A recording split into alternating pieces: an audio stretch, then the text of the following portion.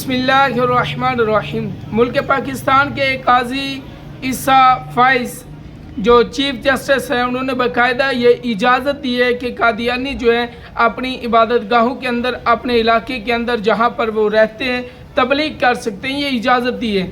हालांकि कुरान और हदीस के अंदर इसकी शरन इजाज़त नहीं है। अब सवाल ये कि कादियानी जो तबलीग करेंगे उनके अकायद कौन कौन से हैं, क्या कुरान और हदीस के मुताबिक उनके अकायद दुरुस्त हैं या नहीं, और उनके कौन कौन से अकायद हैं जिनकी वो तबलीग करेंगे, जिनकी बाकायदा इजाज़त दी जा रही है।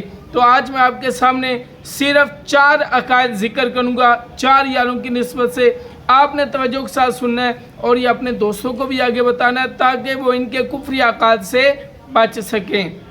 आइए सुनते हैं। सबसे पहला कादियानियों का अकीदा ये है, और ये किताब मेरे सामने है, खुतबाते इल्हामिया।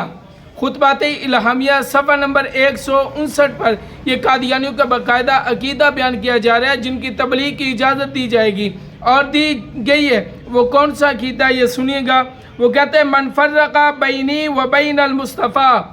ये मिर्ज़ा ग़ुलाम अहमद कादियानी ने अपनी किताब के अंदर लिखा है कि जिसने मेरे और मुस्तफ़ा के दरमियान फ़र्क किया, यानी नबी पाक अलैहिस्सलातु वस्सलाम और मेरे दरमियान जिस बंदे ने फ़र्क कर दिया कि मोहम्मद अरबी सल्लल्लाहु अलैहि वसल्लम और है और ये मिर्ज़ा दज्जाल और है, जिसने मेरे और हुजूर के दरमियान फ़र्क किया, कहता है मन फर्रका बैनी व बैन अल मुस्तफ़ा फमा अरफनी वमा रआ, यानी कि हुजूर और मैं जुदा जुदा नहीं है। यानी कि जिसने हुजूर अलैहिस्सलाम और मेरे दरमियान फ़र्क कर दिया, उसने मेरी हकीकत को ही नहीं पहचाना।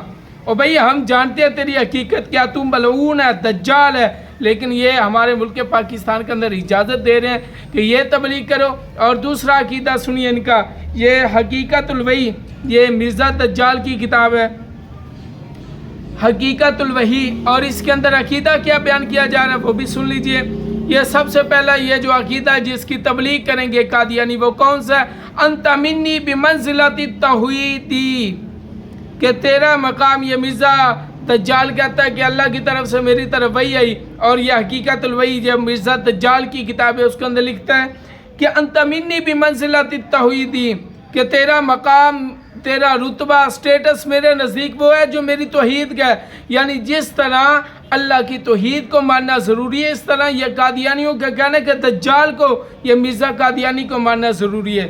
जो अल्लाह को ना माने वो मुसलमान नहीं रहता, तौहीद को ना मानने वाला मुसलमान नहीं है। इस तरह कादियानियों का कहना है ये जो मिर्ज़ा दज्जाल को नहीं मानता वो भी मुसलमान नहीं रहता। नाउज़ुबिल्लाह मिन ज़ालिक। आगे सुनिए अकीदा, अंत मिन्नी बिमंज़िलतिल अर्श, अंत मिन्नी बिमंज़िलतिल अर्श, कि तेरा मकाम, स्टेटस है मेरा नज़दीक वो है जो अर्श का है। और आगे तो इनकी इंतहा कर दी है। अकीदा सुनिएगा, अकीदा नंबर 4 है, ये कादियानी जिसकी तबलीग करेंगे, ये जो सरी कुरान व हदीस के ख़िलाफ़ अकायद हैं, सुनिएगा। अंत मिन्नी बिमंज़िलति वालदी, ये मिर्ज़ा दज्जाल कहता है कि अल्लाह ने मेरी तरफ वही फरमाई कि तेरा मकाम मेरे नज़दीक वो है जो बेटे का होता है। नाउज़ुबिल्लाहि मिन ज़ालिक। अरे जाहिलो, कुरान पढ़ो।